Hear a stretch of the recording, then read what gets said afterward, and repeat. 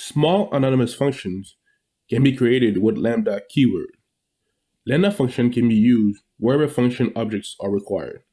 They are restricted to a single expression. Here is a small example that we're going to do. Let's create a file.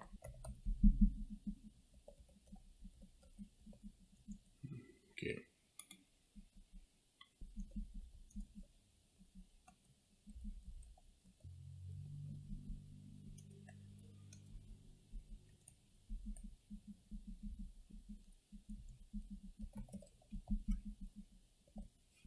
So here we wrote a lambda expression.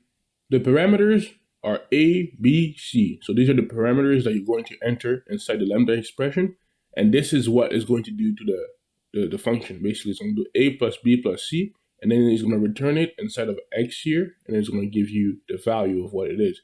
So over here, we're going to print it to see what it does. So it gave you 6. We can do the same thing for multiplication.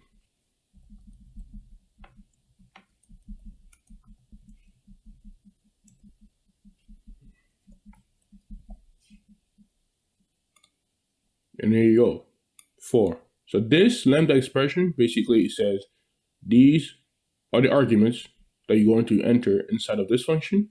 And this is the action that it's going to do. And then it's going to return us a certain number or a certain value or whatever we're supposed to be returning into this S variable.